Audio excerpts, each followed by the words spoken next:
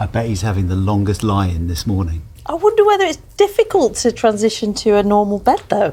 Yeah. It's Easter holidays. He'll be lying in, or maybe back out in the garden. Especially as he hits the teenage years, I'm sure he'll be spending a lot of time chilling out in bed. Good luck and congratulations, Max. Yeah, well done, Max. Brilliant effort. Look, it's coming up to 9 o'clock, coming up here on Breakfast in the next half hour. We're going to be joined by the Bridgerton star, Adjoa Andoh. She takes on a new Shakespearean role. Yeah, and her series Queen Charlotte, which we will be looking at as well. You're watching BBC Breakfast. It is 8:59.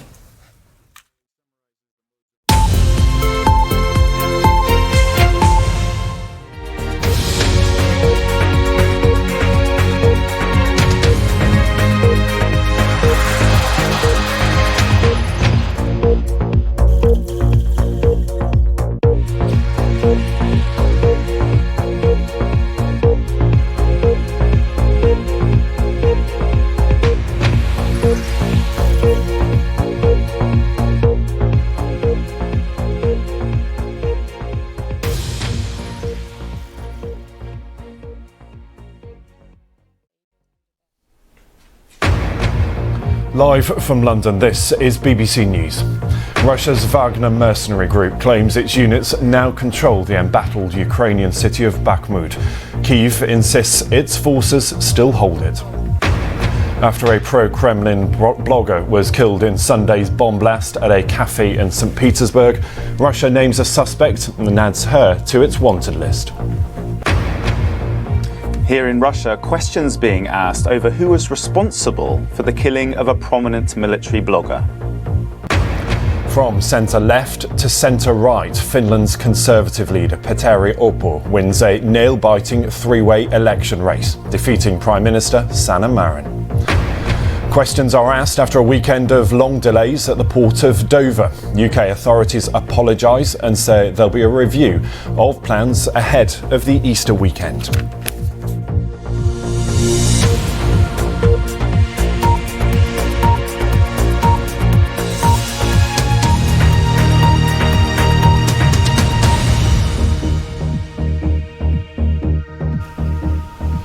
Hello and welcome, I'm Ben Thompson. We begin in eastern Ukraine, where Russia's mercenary Wagner group claims it is in control of the fiercely contested town of Bakhmut.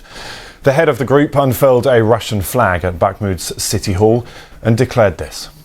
Well, let's take you live now to Moscow and we'll speak to our correspondent there, Will Vernon. Will, just bring us up to date. Events moving relatively quickly in this last hour. A suspect has now been named. Just talk to us about the significance of that. Will Vernon in Moscow and Hugo Bishega there in Kyiv for now. Thank you. In other news today, the leader of Finland's main centre-right party, Petteri Orpo, has won a tight election race in Finland and will likely be the country's new prime minister. His National Coalition party won 20.8% of the vote, with the right-wing populist Finns party coming in a close second with a record 20.1% share of the vote. It was, though, a bitter defeat for Prime Minister Sanna Marin's party, who trailed with 19.9% of the vote. Let's listen to what Sanna Marin had to say after that result was announced. With more on all of this, we're joined now by our Europe regional editor, Paul Moss. Paul, good to see you. Talk to us about the significance of this result. It was a very tight result. Paul, it is good to talk to you. Thank you. That's our Europe regional editor, Paul Moss, live from the newsroom. And just a couple of lines of breaking news to bring you at this point in the day. And the news comes from the UK's National Education Union. Many of you may know they have been balloting their members on industrial action. They have now voted to strike on two dates. Those dates, one at the end of April and the beginning of May. Well, teachers had rejected the UK government's latest pay offer that ministers insist is reasonable. The union has said it will take action to avoid disruption to exam classes. We'll get the very latest on that for you. That's strike dates announced. We'll speak to our correspondent about that a little later in the programme. Now let's bring you up to date with some of today's other main stories. The renowned Japanese composer and producer Ryuichi Sakamoto has died at the age of 71 after a long battle with cancer. He was a pioneer of electronic music but became internationally renowned as a film composer and was the first Japanese musician to win an Oscar. 50 years ago today, the world's first mobile phone call was made from a street corner in New York. An American engineer made the call to taunt a rival that his invention was a success. The phone was about 4 times the weight of a modern iPhone 14. It had no screen, no camera, and no messaging functions. It also took 10 hours to charge, and it provided just half an hour of talk time. And President Trump is expected to travel from Florida to New York ahead of a court hearing on Tuesday. He will face charges relating to the role that he played in payments to a porn star to keep quiet about an alleged affair. He denies any wrongdoing. We'll be live in New York with the very latest across the week. Now, around the world and across the UK, this is BBC News.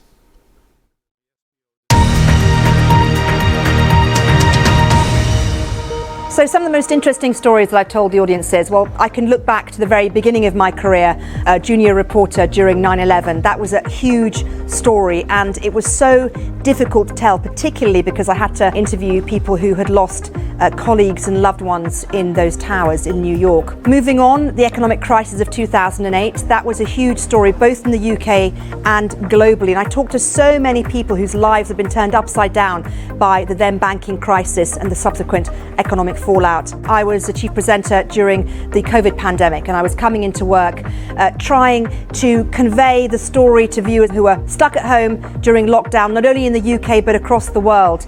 More recently, I was sent to Windsor to cover the funeral of Prince Philip, the Duke of Edinburgh, and I was there getting a real sense of loss and sadness. You know, it was a great honour for me to be sent there by the BBC to cover a story like that.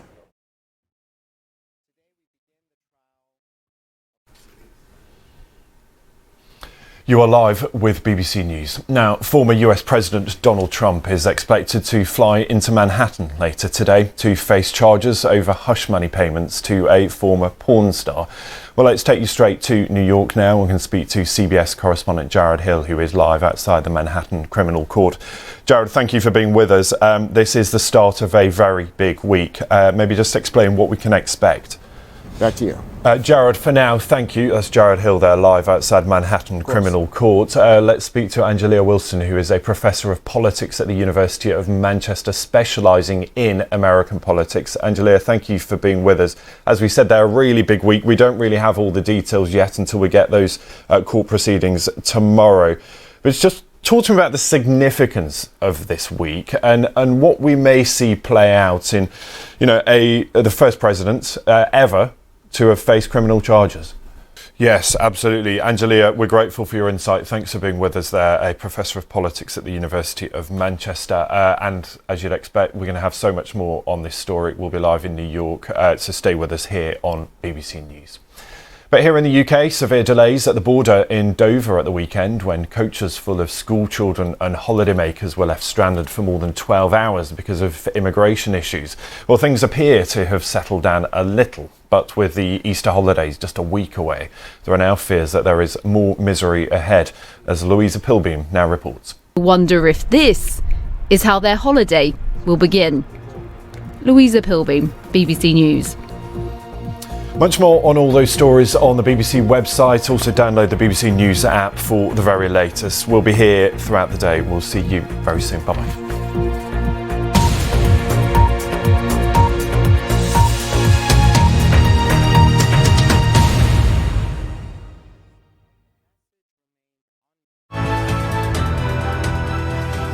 I think we can use a form of capitalism and continue to get its benefits while solving climate change. We should remember that the globalization we had before brought more than 1 billion people out of poverty. I don't wake up thinking, I'm here to change the world, but I wake up thinking maybe I can make the world a better place. Women ourselves are finding our power. We always had a voice. We just weren't allowed to use it. I think that's the strength of Georgia, and that's the resilience of Georgia, to be able to continue on its path towards Europe, towards NATO. When big names talk, they talk to the BBC.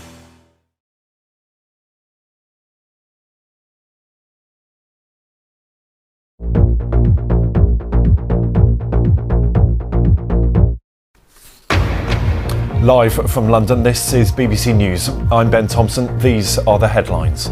Russia's Wagner mercenary group claims its units now control the embattled Ukrainian city of Bakhmut, while Kyiv insists its forces still hold it.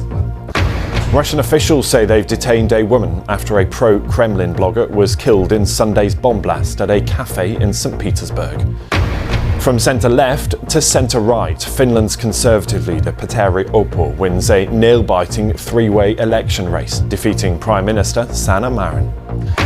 Schools in England face further closures as the UK's largest teaching union rejects the government's pay offer and calls further strikes. And questions are asked after a weekend of long delays at the port of Dover. UK authorities apologise and say there'll be a review of plans ahead of the Easter weekend.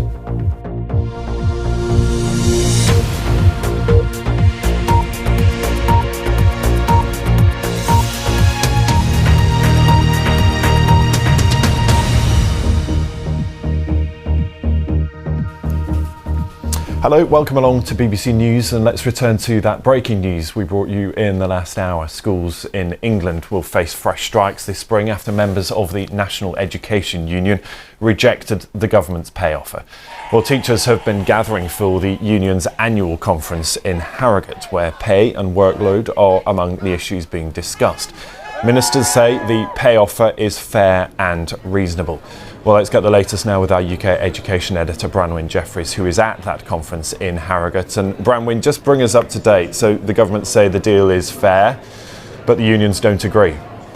Branwen, for now, thanks very much. Keep us updated, as I know you will. That's Branwen Jeffries there, our education editor. And if you were with us a little earlier, you'll know we were talking about those claims from Ukraine. We were speaking to our correspondent in Kyiv, that's Hugo Bishega. Those claims from the head of Russia's Wagner group that his troops have, they said, raised the Russian flag over the embattled eastern city of Bakhmut. So we have an update for you. This coming from President Zelensky, Ukraine's President Zelensky's chief of staff, who says that Bakhmut is Ukraine. Andriy Yermak urged people to, what he said, calmly respond to the fakes of those who invent a victory that does not exist in reality. So Ukraine, very clear, they do not believe that Russia is in control of the city. Ukraine's Deputy Defence Minister Hanna Maliar said that the Wagner claim was a funny fake. You'll know we've had those pictures showing or purporting to show the Wagner group raising that flag over the city. Now, earlier, Yevgeny Prigozhin said that Bakhmut had been taken, and they said that was from a legal point of view, but admitted that Ukrainian forces did remain in the western part of the city. The Ukrainian army also saying that fighting in Bakhmut is continuing. So a very unclear picture emerging from what's happening in Bakhmut. Claim and counterclaim. As we said there, Ukraine very much saying it is still under their control, even though there are those claims from the Russian-backed Wagner group that a flag has been raised over the city. And also further development, you'll know we were talking about that explosion and bomb blast in Russia, in St. Petersburg. We've had an update there. Russian investigators saying they have now detained a suspect. Our correspondent Will Vernon, who's in Moscow, was telling us that the suspect has now been detained. That explosion over the weekend killing a top military blogger and someone who had been very pro-supportive. There he is, a supporter of Russia's campaign in Ukraine. Now that suspect they named just an hour or so ago, Daria Trepova, detained now on suspicion of involvement in that explosion in a cafe in St. Petersburg. That's according to the latest line. So the suspect in that explosion in St. Petersburg now in custody. We'll keep you up to date with the very latest on those two moving stories, both in St. Petersburg and from Kyiv, but also in Bakhmut, where there are claims that Russia is in control. More on that for you on BBC News. But let's turn our attention elsewhere right now, because the Kosovo President Hashim Thaçi has been accused of crimes by a special international prosecutor in The Hague. Mr. Thaçi and others are criminally responsible for nearly 100 murders, tortures and enforced disappearances. That's according to the prosecutor. The accusations cover Kosovo's independence war against Serbia in the 1990s. They are being assessed by a judge at the Kosovo Specialist Chambers, who will decide if the case goes to trial. Mr. Thaçi has denied any wrongdoing. So let's take you live to The Hague now, and this is what's happening there, that trial getting underway. We're going to get the very latest with our correspondent, who is Anna Holligan, who is in The Hague. We'll stay on these pictures while we talk to Anna. And Anna, just bring us up to date on what's happening, because, as we said, they relate to a very specific period in history. Just remind us the significance of this trial. Anna, for now, thank you. We'll let you go and follow that trial. We'll speak to you a little later. That trial continues, of course, in The Hague. We'll be back with Anna if there are any further developments. But let's bring you up to date with some news here in the UK, and news that the man who killed a 9-year-old schoolgirl in Liverpool will be sentenced later today. Olivia Pratt-Corbell died after Thomas Cashman fired a shot through the front door of her family home in August of last year. Cashman had denied murder, but jurors at Manchester Crown Court found him guilty last Thursday. Now back to another of our top stories this hour. We've been reporting that former US President Donald Trump is gearing up for a battle ahead of his scheduled court hearing tomorrow. That's according to his lawyer. Mr. Trump is expected to fly to New York from his Florida home today to face charges related to hush money payments made to an adult film star. He continues to deny any wrongdoing. Our North America reporter Neda Tawfik has the details. Around the world and across the UK, this is BBC News. We make it warm. We make it fresh. We make it good for you. We make it fast. We make it fun. Just feel the joy and fall in love with the best of Azerbaijan. Good for body and soul. It soothes your spirit. Embrace the most beautiful scenery. Dive in and relax. Life here is good. Azerbaijan. Take another look. We lift everything. Behind every headline, there is a human story. This is Our World. It's a living culture. A series of documentary films that reveal the human drama at the heart of global events. Життя триває, у нас 2 дітей. Our World on BBC News.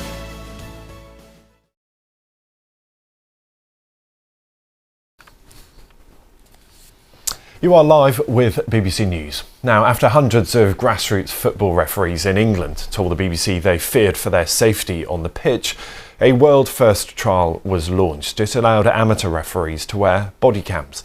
Around 100 people have used the equipment in the first 3 months of the scheme, and if it proves successful, the trial will be expanded. Our sports reporter Jane Dougal has been to see how it's all working. Further evidence of the impact of technology on sport. You're watching BBC News.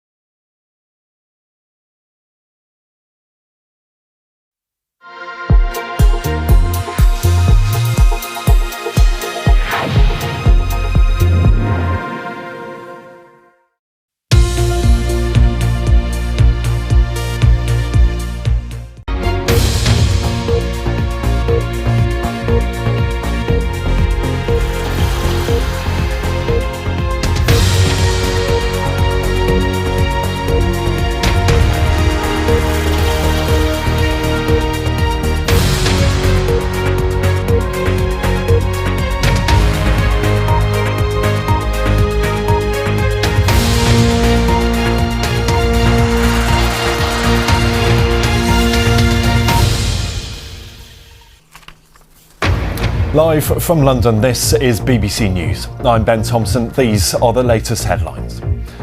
Russia detains a woman after a pro-Kremlin blogger was killed in a bomb blast at a cafe in St. Petersburg. Russia's Wagner mercenary group claims it now controls the embattled Ukrainian city of Bakhmut. Kyiv insists its forces still hold it. Schools in England face further closures as the UK's largest teaching union rejects the government's pay offer and calls further strikes. From centre-left to centre-right, Finland's Conservative leader Petteri Orpo wins a nail-biting three-way election race, defeating Prime Minister Sanna Marin. And Australia's Prime Minister leads tributes to one of the country's most influential Aboriginal leaders. Yunupingu has died at the age of 74.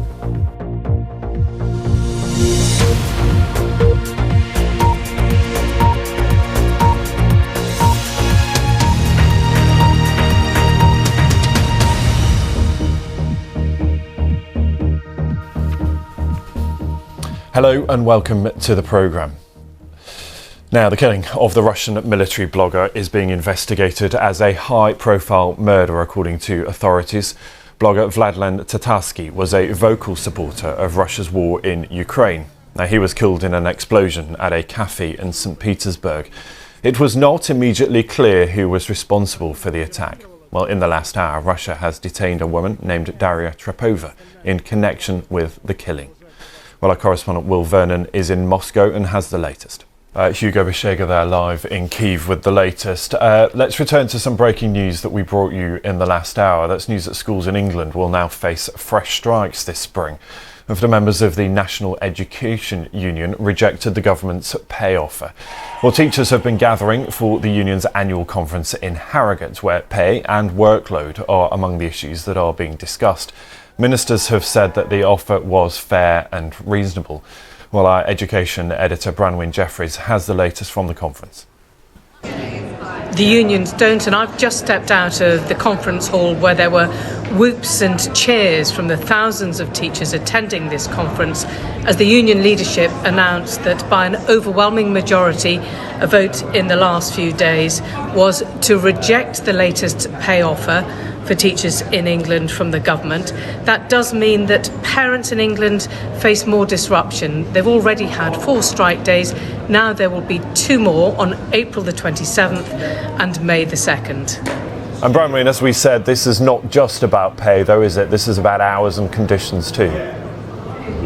That's our education editor Branwyn Jeffries there, and we're going to stay in the UK because the man who killed a 9-year-old schoolgirl in Liverpool will be sentenced later today. Olivia Pratt-Corbell died after Thomas Cashman fired a shot through the front door of her family home in August of last year. Well, Cashman had denied murder, but jurors at Manchester Crown Court found him guilty last Thursday. These are the latest pictures we have of a police van arriving in a convoy with armed police. That was at the Crown Court in Manchester a little earlier. And as we said, Cashman was found guilty of murder, attempted murder, wounding with intent, and 2 charges of possession of firearms. That was at the court last week. Today's sentencing.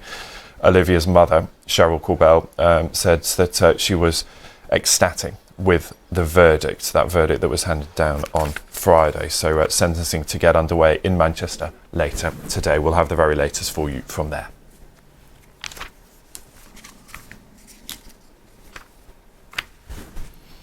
Now, elsewhere, the leader of Finland's main centre-right party, Petteri Orpo, has won a tight election race in Finland and is likely to be the country's new Prime Minister.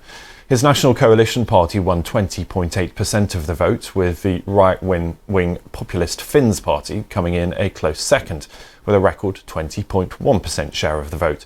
It was, though, a bitter defeat for Prime Minister Sanna Marin's party, who trailed with 19.9% of the vote. So let's take a listen to what Sanna Marin had to say after that announcement. The latest there from our Europe regional editor, Paul Moss. You're watching BBC News.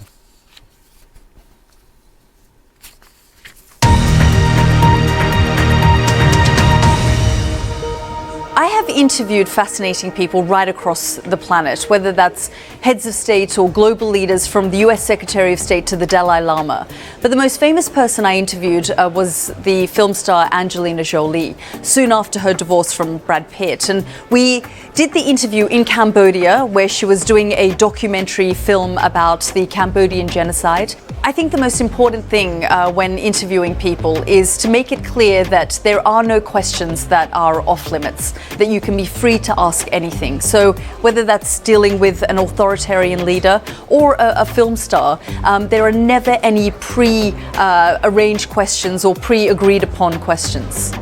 I'm always free to ask whatever I want. That's really how I conduct my interviews and how I deal with the people I'm interviewing. I like to often build a connection as well, and I think you get much more out of the people you're interviewing when you can empathize.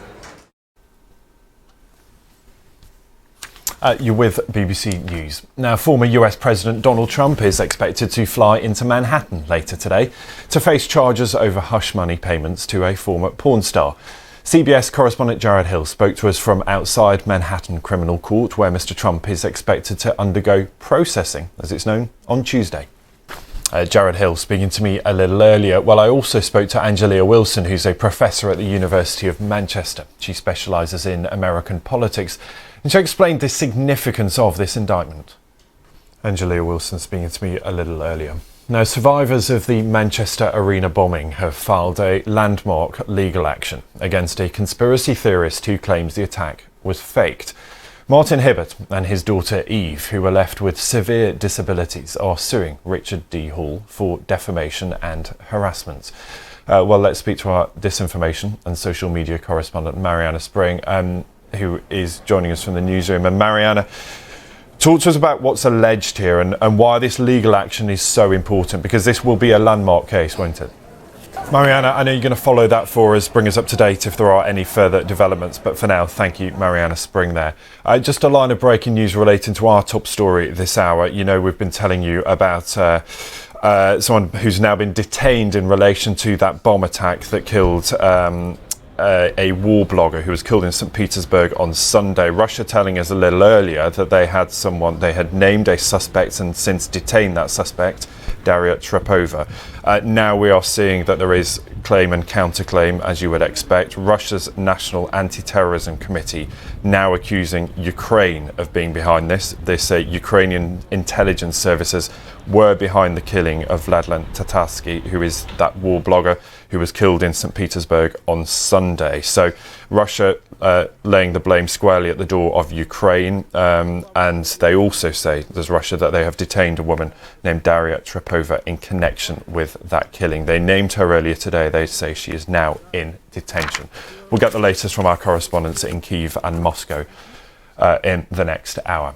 But something entirely different now. One of the most prominent and influential Indigenous leaders of the past century in Australia has died. Yonu Pingu, who is an elder of the Yolngu people, was 74. He spent his life fighting for the rights of First Nations people. While the Gumatj clan leader championed traditional land rights against the incursions of uranium miners at the Kakadu National Park, and later chaired the Gumatj Corporation, which actually received mining royalties from Rio Tinto for its use of the land.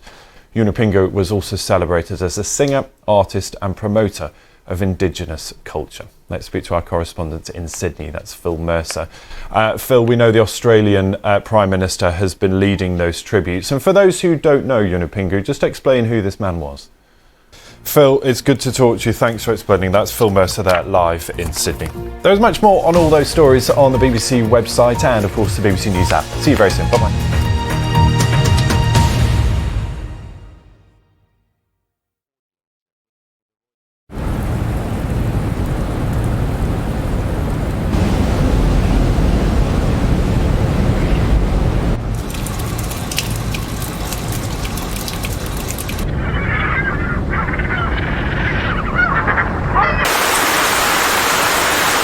Be ready. Change can happen in an instant. Check on the BBC Weather app. It is the memory of everyone and everything that was here that will live on. Although she divides opinion, seems she is going out of a combination of frustration and fatigue. Hidden on this estate is a building which some think could be part of the answer to the housing crisis. While Eurovision is being held in the UK, it's being held for Yeah, we'll be out, giving it loads. The Eurovision. The BBC News Channel, more than just the headlines. Live from London, this is BBC News. I'm Ben Thompson. The headlines. Russia detains a woman after a pro-Kremlin blogger was killed in a bomb blast at a cafe in St. Petersburg. Russia's Wagner mercenary group claims it now controls the embattled Ukrainian city of Bakhmut, but Kyiv insists its forces still hold it. From centre-left to centre-right, Finland's Conservative leader Petteri Orpo wins a nail-biting three-way election race, defeating Prime Minister Sanna Marin. Schools in England face further closures as the UK's largest teaching union rejects the government's pay offer and calls further strikes. And Australia's Prime Minister leads tributes to one of the country's most influential Aboriginal leaders, Yonu Pingu, who has died at the age of 74.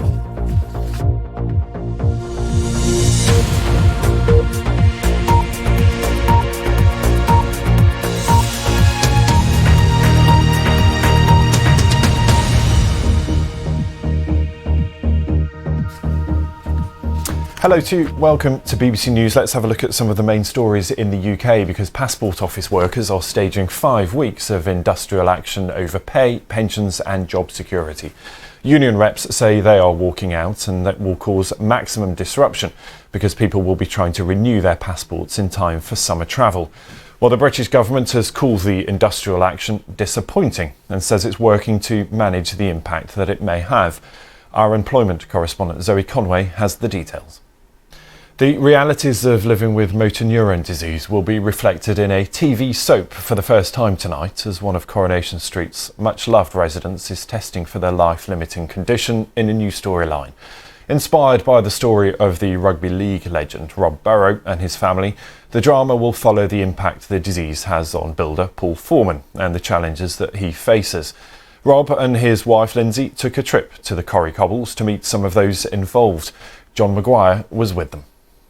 That was John Maguire with that report. Now, after hundreds of grassroots football referees in England told the BBC that they feared for their safety on the pitch, a world-first trial was launched allowing amateur referees to wear body cams.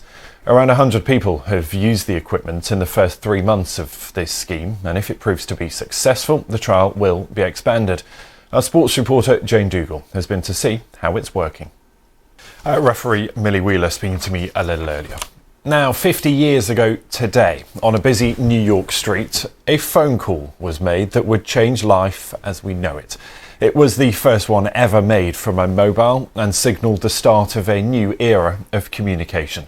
Our technology editor Zoe Kleinman has been talking to the man that made that historic call on the 3rd of April 1973.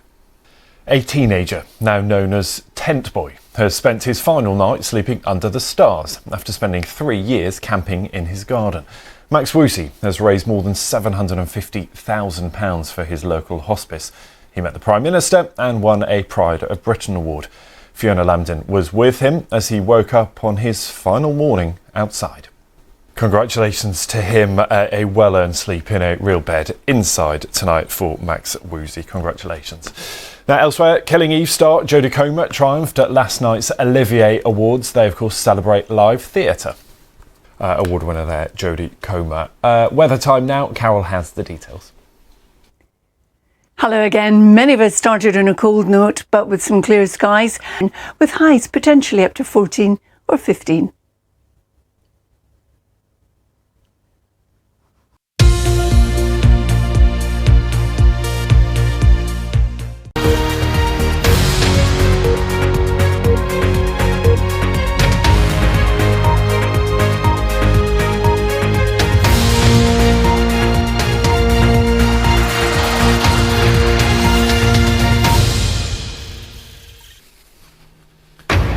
Live from London, this is BBC News.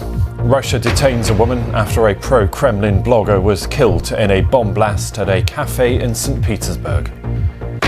Russia's Wagner mercenary group claims it now controls the embattled Ukrainian city of Bakhmut, but Kyiv insists its forces still hold it. Schools in England face further closures as the UK's largest teaching union rejects the government's pay offer and calls for further strikes. The man who shot and killed a 9-year-old schoolgirl in northwest England last year will be sentenced for her murder later. The former president of Kosovo and 3 other ex-leaders plead not guilty to war crimes during the fight for independence from Serbia. From centre-left to centre-right, Finland's Conservative leader Petteri Orpo wins a nail-biting 3-way election race, defeating Prime Minister Sanna Marin.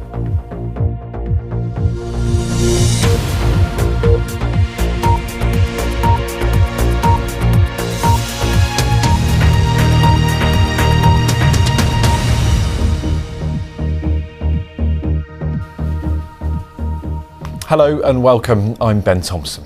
Now, Russian investigators have detained a 26-year-old woman, Daria Trepova, in connection with the murder of the pro-war blogger Vladan Tasarsky. He was killed by a bomb in St. Petersburg on Sunday. Media reports said the explosion occurred shortly after he'd been given a statuette by a woman at an event in a cafe. Well, Russia's security service has accused Ukraine of being behind the blast, but Ukrainian officials have denied it. Well, just a short time ago, Russia's anti-terrorism committee said it believes the attack was planned by Ukrainian secret services, and it said people cooperating with jailed opposition leader Alexei Navalny's anti-corruption foundation. Our correspondent Will Vernon is in Moscow with the latest. Now here in the UK, let's bring you up to date with some news that's been breaking this morning. News that fresh strikes this spring could be on the cards. That's after members of the National Education Union rejected the government's latest pay offer. Teachers have been gathering for the union's annual conference that's taking place in Harrogate, where pay and workload are among the issues that are being discussed. Ministers say their offer was reasonable, while our education editor Branwen Jeffries has the latest. Branwen Jeffries there. Now staying in the UK, the man who killed a 9-year-old schoolgirl in Liverpool will be sentenced later today. Olivia Pratt-Corbell died after Thomas Cashman fired a shot through the front door of her family home in August of last year. The latest there from Mariana Spring. Now, around the world and across the UK, this is BBC News.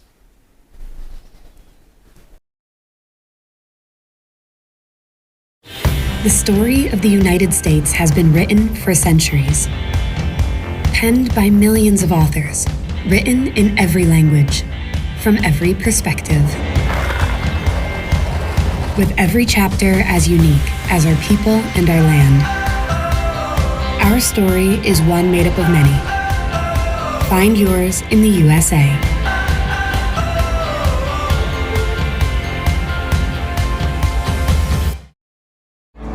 We'll lift everything. Behind every headline, there is a human story. This is Our World. It's a living culture. A series of documentary films that reveal the human drama at the heart of global events. Життя триває, у нас 2 дітей. Our World on BBC News.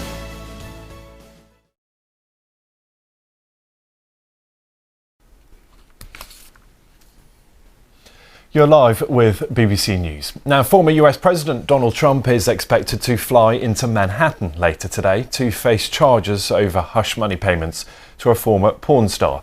CBS correspondent Jared Hill spoke to us a little earlier from outside Manhattan Criminal Court, where Mr. Trump is expected to undergo processing on Tuesday. The leader of Finland's main centre-right party, Petteri Orpo, has won a tight election race in Finland and is likely to be the country's new Prime Minister. Well, his National Coalition party won 20.8% of the vote, with the right-wing Populist Finns party coming in a close second, with a record 20.1% share of the vote. It was, though, a bitter defeat for Prime Minister Sanna Marin's party, who trailed with 19.9% of the vote. Take a listen to what Sanna Marin had to say after that announcement. The latest there on those Finnish elections. Let's just return to one of our top stories and just want to bring you some latest pictures. They are pictures of Daria Trepova. We've been telling you this morning, she is the woman who has been detained after that attack in St. Petersburg. It was an attack that killed the pro-Kremlin blogger Vladan Tatarsky. A bomb exploded in that cafe in St. Petersburg on Sunday. Now, authorities in Russia are calling this attack in the centre of what is Russia's second largest city. They say they are treating this as a high-profile murder. They say it must have been carefully planned and must have involved several people. They named the suspect this morning. You can see her there on the screen. They have then since said she has been detained. Now, Russia's anti-terrorism committee have been alleging that this was organised by Ukrainian special services. And they've also accused people who they say were cooperating with the opposition leader Alexei Navalny.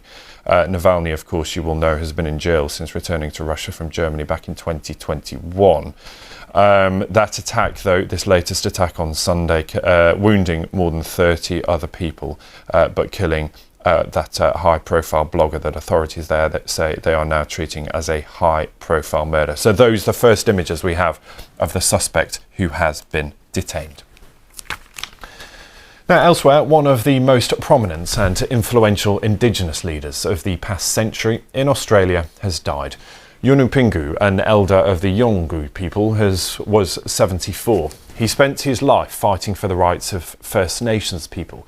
The Gumach clan leader championed traditional land rights against the incursions of uranium miners in the Kakadu National Park and later chaired the Gumach Corporation. That received mining royalties from Rio Tinto for its use of the land. Well, Yunupingu was also celebrated as a singer, artist and promoter of Indigenous culture. Phil Mercer speaking to me there from Sydney. Now here in the UK, Passport Office workers are staging 5 weeks of industrial action over pay, pensions and job security.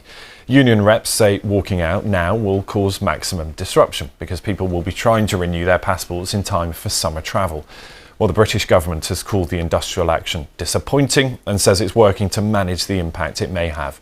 Our employment correspondent Zoe Conway has the details. Business headlines up next for you. See you very soon.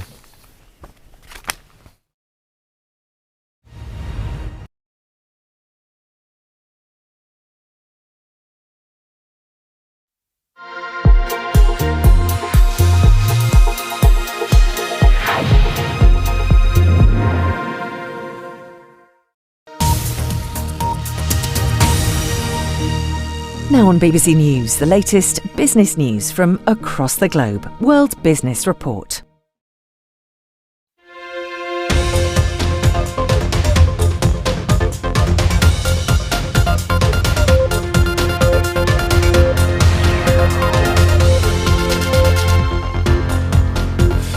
Oil prices jump after OPEC Plus shocks markets by cutting oil output. Saudi Arabia says the cuts are to support stability. Factory output in Asia is hit by weakening demand, but what does it mean for the economic recovery of the region? And we'll speak to the man who made the world's first ever mobile phone call 50 years ago today.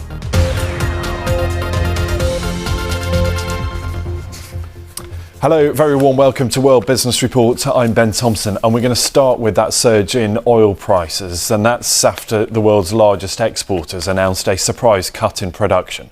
Saudi Arabia and other OPEC Plus oil producers said that they would cut output by 1.1 million barrels a day. Saudi Arabia has said that the move is aimed at stabilising the market. So let's take a look at what oil prices are currently doing. You see there, you get a sense that rise up sharply, $83 for Brent, $79.50 for US light. It is the second time that the cartel has slashed production. The group also did so in October of last year. It cut output then by 2 million barrels per day. So let's get some detail with Spencer Welsh, who's an oil analyst at S&P Global. Spencer, good to have you with us.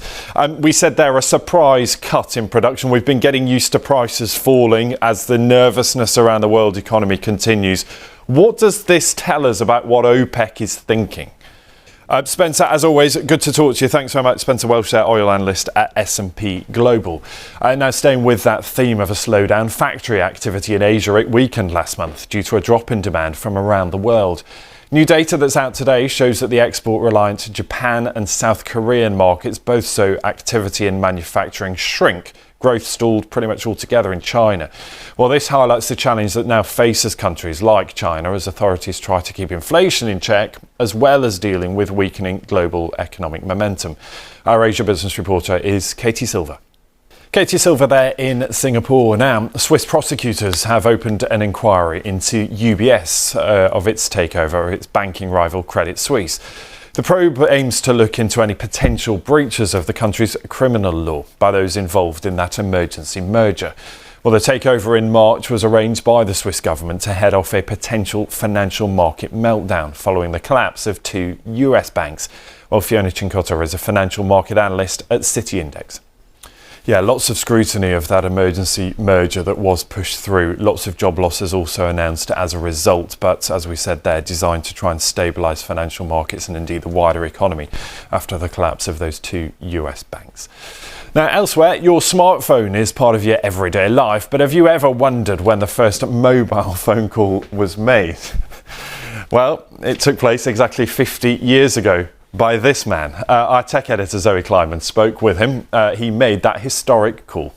What an incredible story, but I love that it took 10 hours to charge and you got 30 minutes of use out of those first mobile phones. And also the fact that Marty's first call, that historic first call, was a call to his rival, to remind him that he'd beaten him in that race to develop that cell phone. So congratulations to him 50 years ago.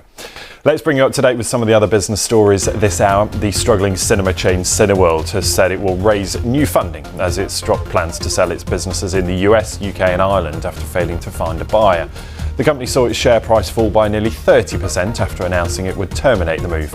At the same time, Cineworld said it had struck a deal with its lenders to restructure its substantial debt and exit bankruptcy.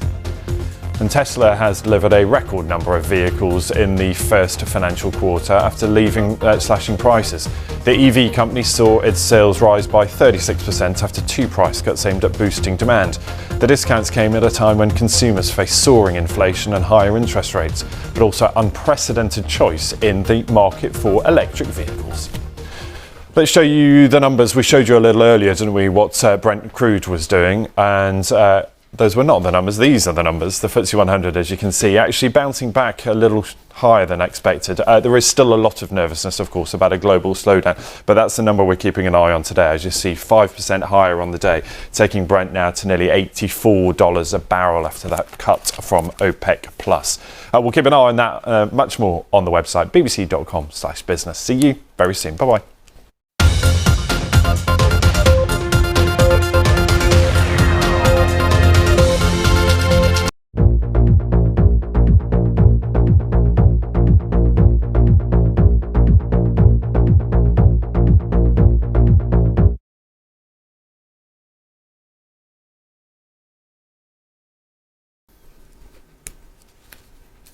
You're live with BBC News. Now it's sport time, and for a full roundup from the BBC Sports Centre, here is Will Perry. Hi, Will.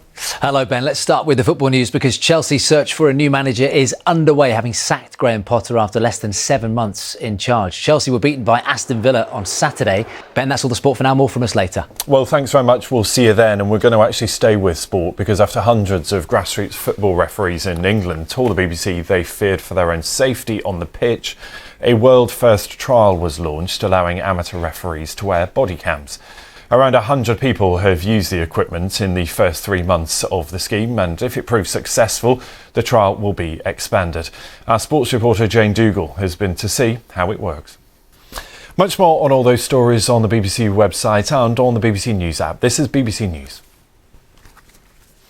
Well, let's stay with that story because Millie Wheeler is a referee. She's at Devon County FA, that's here in the UK, and has been refereeing for the past 2 years. She told me a little earlier that she is in favour of using body cams. Referee Millie Wheeler speaking to me a little earlier. Now, elsewhere, the Killing Eve star Jodie Comer triumphed at last night's Olivier Awards. They, of course, celebrate live theatre. Best Actress winner there at the Olivier's, Jodie Comer. Headlines coming up for you in just a few moments, but first let's have a look at the weather with Carol. Hello again. Many of us started on a cold note, but with some clear skies.